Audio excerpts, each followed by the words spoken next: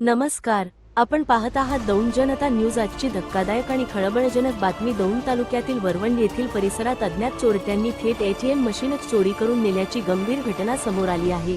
या घटनेमुळे परिसरात एकच खळबळ उडाली आहे। मिळालेल्या माहितीनुसार दिनांक 2 मार्च 2026 रोजी सकाळी 8 वाजण्यापूर्वी वरवंड येथील बसस्थानकाजवळ अब्दुल पटेल यांच्या जागेतील पत्र्याच्या उघड्या गाळ्यात बसविण्यात आलेले एटीएम मशीन अज्ञात इसमांनी ओढून नेले। संबंधित एटीएम हे इंडिया एक पेमेंट्स लिमिटेड या कंपनीचे असून त्यामध्ये तब्बल 7,13,300 रुपये रोख रक्कम होती। चोरीस गेलेल्या एटीएम मशीनची किंमत सुमारे 70,000 रुपये असून रोख रक्कमेसह एकूण 7,83,300 रुपयांचा मुद्देमाल लंपास झाला आहे। या प्रकरणी यवत पोलीस स्टेशन येथे गुन्हा रजिस्टर क्रमांक 197/2026 भारतीय न्याय संहिता कलम 305 अन्वये गुन्हा दाखल करण्यात आला आहे। धनंजय नामदेव शिंदे वय 44, राहणार राजगुरुनगर, तालुका खेड यांनी फिर्याद दिली आहे।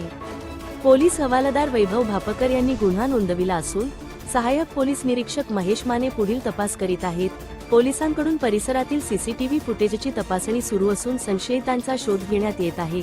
दरम्यान याच रात्री परिसरात घरफोडीचा प्रयत्न तसेच दुचाकींच्या लॉकशी छेडछाड झाल्याच्या घटनाही समोर आल्या आहेत।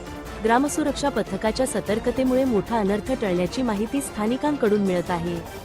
नागरिकांनी अफवांवर विश्वास न ठेवता कोणतीही संशयास्पद हालचाल दिसल्यास तात्काळ पोलिसांना कळवावे, असे आवाहन पोलीस प्रशासनाकडून करण्यात आले आहे। ही होती वरवंड येथील एटीएम चोरीची धक्कादायक बातमी। अधिक अपडेटसाठी पाहत रहा दौंड जनता न्यूज। धन्यवाद।